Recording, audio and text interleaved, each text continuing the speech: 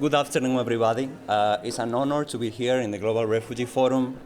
Thank you to UNHCR for the invitation. I'm part of the delegation of the Global Academic Interdisciplinary Network, GAIN Network, and also in my function as coordinator of the ASILE project. And it's my pleasure to share with you 4 years of work, amazing work, that we've accomplished, some of the findings of this project. Now, I'm representing a lot of people.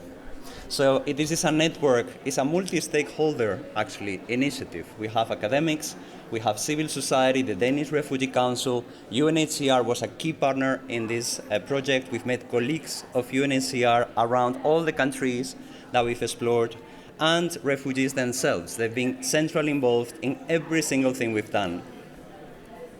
Now, what have we done as research? We've examined asylum governance instruments, specific instruments that often are labeled as promising practices. We wanted to dig in more, to monitor and investigate the impact, the implementation of those instruments, and the impacts on people. We looked at questions of status determination, the right to decent work, structural vulnerability, and non-discrimination. And then we also had a component about the European Union. Today I will not be able to examine this, as the file was really large. Now we have a global portal. It's publicly accessible. You have country-by-country information, qualitative research in all these countries, providing context and also detailed information, I think, for relevance of all of us interested in the implementation of Global Compact on refugees. Now, research findings, very few elements to highlight. I would like to focus on Brazil, Canada, South Africa, and Turkey, and the specific instruments you have there. Brazil, the Operation Welcome, an interiorization program. Canada, the Private Sponsorship Initiative and Economic Mobility Pathways pilot. South Africa, the Zimbabwean Dispensation Program. And Turkey, the temporary protection regime that is offered to Syrians, but also the EU-Turkey statement.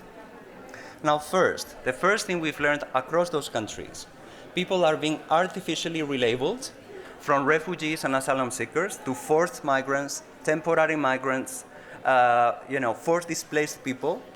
And by doing so, this has very profound effect. It puts people in permanent temporariness, insecurity of residence. The priority is expulsions instead of durable solutions.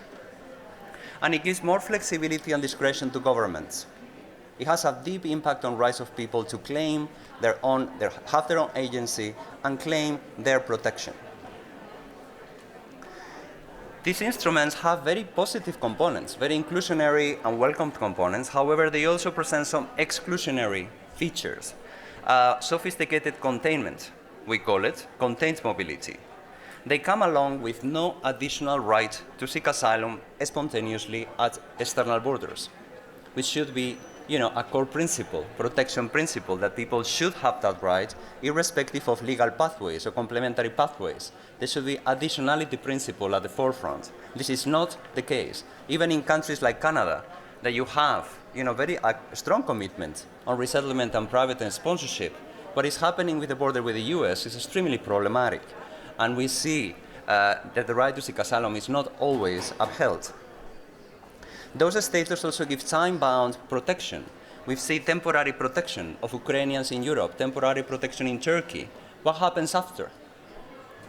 People are given 3 years of residence. What happens? There is enormous uncertainty. In the Zimbabwean nationals in South Africa, the same. The regime finished, what happens next? We heard stories of people telling us they didn't know what to do with their families. The only chance to be undocumented, fall into irregularity, or to be forcibly expelled. There is also discrimination at stake, and we need to really be aware of how the institutionalized discrimination in asylum governance is very much there. Some of those instruments only focus on certain nationalities, certain countries of origin. Other people are excluded for no legitimate reason. Be it from this country or that country. What happens with all the rest? Why not equality in terms of access in those instruments to all nationalities? This is not the case. And last, yes, some of those instruments present access to labor markets, but which kind of access? Which kind of right to work?